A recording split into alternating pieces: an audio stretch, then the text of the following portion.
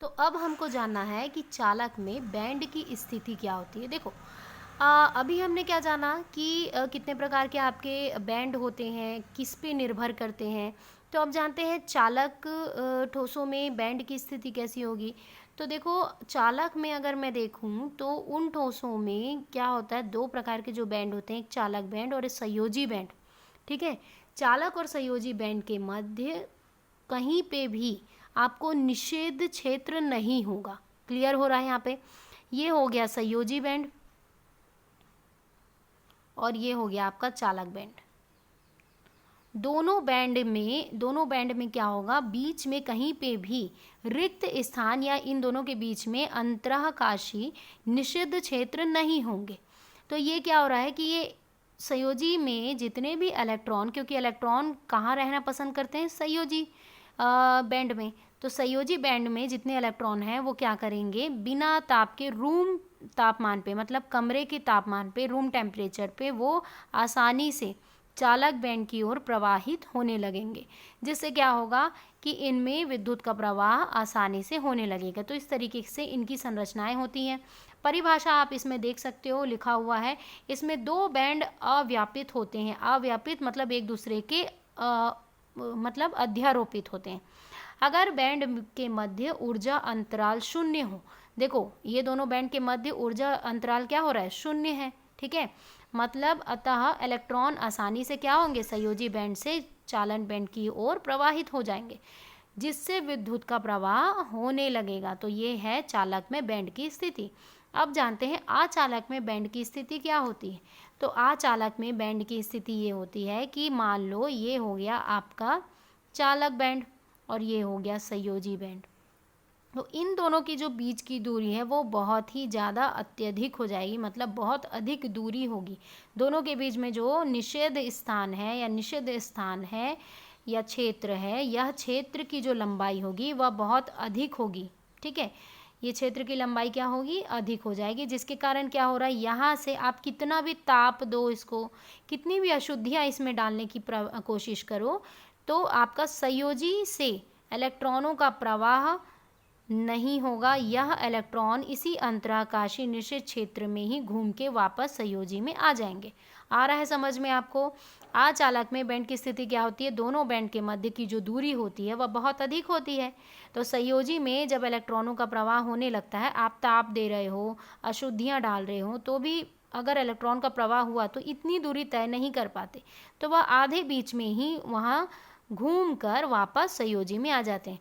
तो वैसे ठोस में इस तरीके का अगर बैंड की व्यवस्था होती है तो उसमें क्या होता है, विद्युत का प्रवाह आप कोई भी कारण उसमें करो, कोई भी कंडीशन अप्लाई करो, कभी भी इनमें विद्युत का प्रवाह, करंट का प्रवाह नहीं होगा। ठीक है। क्लियर हो रहा है यहाँ पे। तो यहाँ पे विद्युत का प्रवाह आप कभी भी नहीं कर सकते हो। ठीक है। तो ये हो गया आपका करंट। तो ये हो गया आचालक में बैंड की स्थिति। यहाँ पे लिखा हुआ है, इसमें दोनों बैंड के मध्य अंतराल बहुत अधिक होता है, जिसके कारण इलेक्ट्रॉन संयोजी बंध से चालक बैंड की ओर प्रवाहित नहीं हो पाते और अंतराल में ही प्रवेश हो जाता है इनका। तो आगे बढ़ते हैं, अर्धचालक में बैंड की स्थिति क्या होती है। अर्धचालक में अगर बैंड की स्थिति देखें तो देखो इसमें क्या होता है, इस तरीके से आपका चालन बैंड हुआ, इस तरीके से आपका संयोजी बैंड।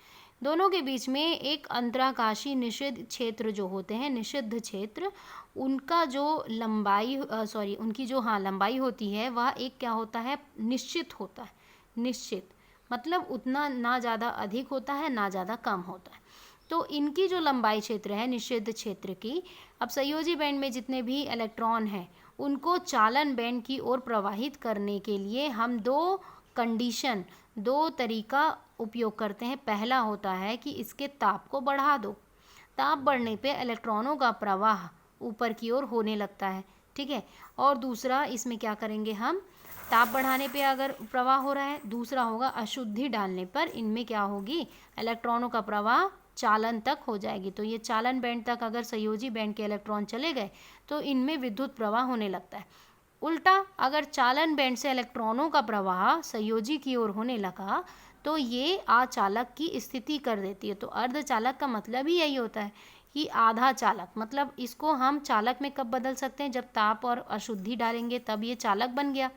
और जब इनमें ताप और अशुद्धि ताप को शून्य कर दिए, परम शून्य ताप पर अगर हम इसको रखते हैं तो इलेक्ट्रॉन का प्रवाह ऊपर से नीचे की ओर होने लगता है, जिससे ये आचालक बन जाते हैं। तो यहाँ पे मैंने लिखा भी हुआ है, देखो, जो चालन बैंड में संयोजी बैंड मध्य ऊर्जा अंतराल 1 इलेक्ट्रॉन वोल्ट का होता है। देखो निश्चित होता है, और कितने दूरी में रहेगा, ये केवल 1 इलेक्ट्रॉन की दूरी में होता है। ठीक है, तो 1 इलेक्ट्रॉन यहाँ तक गया, फिर यहाँ से दूसरा इलेक्ट्रॉन प्रवाह होता है। तो रैली रेस के जैसे ये काम करते हैं।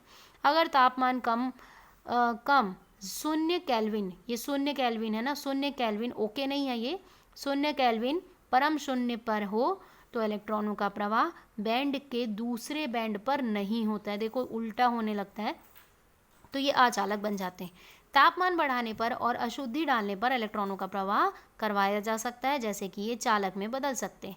पहले दूसरे के पॉइंट में है ये अचालक में हो जाते हैं जब परम शून्य ताप पर हो, और तीसरे पॉइंट में आप देखोगे तो तापमान बढ़ाने और अशुद्धि बढ़ाने पे ये क्या हो जाते हैं, चालक बन जाते हैं। तो अब जानते हैं अर्धचालक के प्रकार क्या क्या हैं। देखो अर्धचालक के अगर प्रकार की बात करूं तो अर्धचालक के प्रकार ठोस की प्रकृति पे निर्भर करता है। किसकी प्रकृति पे, ठोसों की प्रकृति पर निर्भर करेगा। तो ये 2 प्रकार के होते हैं, एक होता है नेज जिसको अंतरः अर्धचालक कहते हैं, और दूसरा होता है बाह्य अर्धचालक। ठीक है, तो नेज क्या है और बाह्य क्या है जानते हैं। देखो नेज अर्धचालक को समझने के लिए हमको समझना है आपको 14 नंबर के आवर्त सारणी में आपके जो 14 नंबर के जो ग्रुप हैं, मतलब 14वें समूह के जितने भी आपके क्या होते हैं, तत्व होते हैं, उनको जानो। देखो कार्बन, सिलिकॉन, इसको आप ऐसे भी रट सकते हो, कहे सीता सुनो प्रभु, कहे सीता सुनो प्रभु। तो कार्बन, सिलिकॉन, एंटीमनी और आपका होता है लेड। तो ये 4 जो हैं, इन चारों की जो संयोजकता है, देखो ये कार्बन फैमिली के, परिवार के, कार्बन परिवार में सभी तत्वों की जो संयोजकता होती है वो क्या होती है, 4 होती है। तो सिलिकॉन की 4 संयोजकता आपको इस तरीके से दिखाई देगी। अगर इससे मैं एक और सिलिकॉन इस तरीके से, ये दूसरे सिलिकॉन भी ऐसे जुड़े रहेंगे। तो यहाँ पे देखो मैंने नेज अर्धचालक की बात कर रही हूँ, जिसमें हम 14वें समूह के पूरे तत्वों को लेते हैं। तो इनमें कोई भी एक तत्व ले लो, जैसे मैंने यहाँ पे सिलिकॉन लिया, सिलिकॉन की संयोजकता, मतलब कार्बन परिवार का है तो सभी की संयोजकता कितनी हो रही है, 4 हो रही। तो सिलिकॉन, एक सिलिकॉन से फिर 4 संयोजकता से जुड़ा है, इससे जुड़ा है, तो ऐसे मैंने एक जालक का निर्माण कर लिया। ठीक है, तो अब देखो अगर मैं इसमें ताप बढ़ाऊँ, ताप में वृद्धि करती हूँ या फिर इनमें अशुद्धियाँ डालती हूँ, तो ये क्या होता है कि इनकी जो ये एक दूसरे से जुड़े हैं, किससे जुड़े हैं, सहसंयोजक बंध से जुड़े हैं। किससे जुड़े हैं ये भी ध्यान में रखो, कोऑर्डिनेशन बॉन्ड, सहसंयोजक बंध से जुड़े हुए हैं। तो ये बंध क्या होगा, टूटने लगेगा। तो देखो ताप बढ़ाने पे क्या होगा, एक बंध टूट, आप ताप को उच्च कर सकते हो, लेकिन हमेशा के लिए आप ताप को बढ़ा तो नहीं सकते, ना ही हमेशा के लिए कंटिन्यू आप नियमित तौर पे उच्च रख सकते हो। तो इसमें क्या होता है, जितना देर आपने ताप लिया उतना देर क्या होगा, संयोजक बंध टूटा और इलेक्ट्रॉन आपको अंतराकाशीय जगह में इस तरीके से इस केंद्र में खाली जगह में दिखाई देने लगेंगे। तो वो थोड़े देर के लिए ये क्या करेगा, विद्युत को प्रवाह करेगा, और ये कम प्रभावी होगा। नेज के जितने भी आप जालक देखेंगे तो इनमें क्या होगा, जब ये इलेक्ट्रॉन F केंद्र में आ जाते हैं तो ये मुक्त इलेक्ट्रॉन हो जाते हैं, तब विद्युत का प्रवाह होने लगता है। लेकिन ताप को हम कंटिन्यू नहीं बढ़ा के रख सकते, तो हमारा ताप फिर कम हो गया तो इलेक्ट्रॉन पुनः यहाँ चले जाएंगे अपने स्थानों पे और ये खाली हो जाएगा, तो इनमें विद्युत का प्रवाह नहीं होगा। इसीलिए कहा जाता है कि जो नेज अर्धचालक होते हैं वो क्या होते हैं, कम प्रभावी होते हैं। क्या होते हैं, कम प्रभावी होते हैं। ठीक है, अब देखते हैं कि इसी में दूसरे प्रकार को बाह्य अर्धचालक के बारे में। बाह्य अर्धचालक की बात करूं तो जो नेज अर्धचालक होते हैं उनमें 13वें और 15वें समूह के तत्वों को मिलाने पर अशुद्धियां आ जाती हैं, है ना। देखो 13वें समूह अगर बैगन, आलू, गाजर, इमली, थैला, ठीक है, और इसको अगर 15वें समूह को देखना, नगमा, पुष्पा, ऐश्वर्या, सुस्मिता और इसको आप ये हो गया SB और सुस्मिता और जो भी आप नाम ले सकते हो, ठीक है, मैं लास्ट को भूल गई तो आपको 13वें समूह और 15वें समूह के तत्वों को क्या करना है, जो यहाँ पे 14 समूह अभी आपने देखा कार्बन परिवार को, ये हो गया बेरियम परिवार, ये हो गया नाइट्रोजन परिवार। तो हम कार्बन परिवार के तत्वों में नाइट्रोजन परिवार या फिर आपका बोरान परिवार के कोई भी तत्व को, अशुद्धि को अगर हम मिला दें, कोई भी तत्व को मिला देते हैं तो उनमें क्या हो जाता है, बाह्य अर्धचालक वो बन जाते हैं। मतलब नेज क्या हो रहा है, कम प्रभावी है, बाह्य क्या होता है, अधिक प्रभावी होता है और लंबे समय तक विद्युत का प्रवाह करते रहता है। तो जानते हैं कैसे, जैसे मैंने सिलिकॉन अभी लिया था तो वैसे ही आप सिलिकॉन के जालक का निर्माण कर लो। तो यहाँ पे देखना, मैंने सिलिकॉन के एक कोष्टिका का निर्माण कर लिया है। अब देखो ये जो सिलिकॉन है ये कौन से परिवार का है, कार्बन परिवार का, जिसकी संयोजकता 4 होती है। अब ये नेज अर्धचालक की स्थिति बताने के लिए उत्तम है। अब इसमें मैं करती हूँ, मान लो या तो नाइट्रोजन परिवार की कोई अशुद्धियाँ डाल दूँ या तो मैं बोरॉन परिवार की, तो मैं फॉस्फोरस नाइट्रोजन परिवार की कोई अशुद्धियाँ डालती हूँ। इस सिलिकॉन की जगह, इस सिलिकॉन को मैं बाहर निकाल देती हूँ और इसकी जगह मैं डाल देती हूँ फॉस्फोरस। तो फॉस्फोरस याद रखना, नाइट्रोजन परिवार में कितने इलेक्ट्रॉन, 5 इलेक्ट्रॉन वाले होते हैं, 5 इलेक्ट्रॉनों की संयोजकता होती है। और आपका जो बोरॉन होता है वो 3 इलेक्ट्रॉनों की संयोजकता लेके रखता है। कार्बन परिवार कितने संयोजकता लेके रखता है, 4 इलेक्ट्रॉनों की लेके रखता है।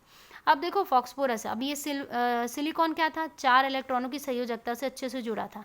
अब इसमें क्या हुआ, फॉस्फोरस जोड़ने पे 4 इलेक्ट्रॉनों को तो मिल गया, वो एक दूसरे से जुड़ गए, 1 इलेक्ट्रॉन रह गया। तो ये जो 1 इलेक्ट्रॉन, 5वां इलेक्ट्रॉन है, वो अंतराकाशी जगह पर आता गया। अब मैं सभी सिलिकॉन को धीरे धीरे करके बीच में से 1-2 सिलिकॉन को निकालते चलूँगी और फॉस्फोरस लगाते चलूँगी। तो 1-1 इलेक्ट्रॉन हमको अंतराकाशी में दिखने को मिल गया। इलेक्ट्रॉन अगर F सेंटर मतलब खाली स्थान पे आ गया तो F केंद्र पर आ गया ये, और F केंद्र पे आने पे क्या होगा, ये मुक्त इलेक्ट्रॉन बन जाएंगे और जिससे विद्युत का प्रवाह लंबे समय तक चलेगा। और यह जो होता है बाह्य आपका अर्धचालक जो होता है, बाह्य अर्धचालक, वह सबसे ज़्यादा प्रभावी होता है। तो ये क्या होगा, प्रभावी होगा। तो अब आपको समझ आया कि किस तरीके से हम ये करते हैं। अब याद रखना, बाह्य चालक को हम एक और नाम से बोलते हैं जिसको हम क्या कहते हैं, डोपिंग। ठीक है, आप अपने बुक में देखोगे डोपिंग की प्रक्रिया। डोपिंग की प्रक्रिया एक तरह का, पहले अभी बैन लग गया है, पहले स्पोर्ट में इसको इंजेक्शन में यूज़ किया जाता था। स्पोर्टर जितने भी स्पोर्ट्स कैंडिडेट हैं उनको इंजेक्शन दिया जाता था ताकि उनको पेन ना हो, पर अब इनमें बैन लगा है। इसका हम उपयोग करते हैं विद्युत प्रवाह में, ठोस अवस्था में, मतलब ताकि विद्युत प्रवाह कई लंबे समय तक चलता रहे। डोपिंग का मतलब यह होता है कि पर मिनट मतलब प्रति मिनट पे, क्या होता है डोपिंग का मतलब, प्रति मिनट पे डालने वाली, है ना, प्रति मिनट पे होने वाली जालक में अशुद्धियाँ, होने वाली जालक में अशुद्धियाँ, जिसको हम डोपिंग कहते हैं।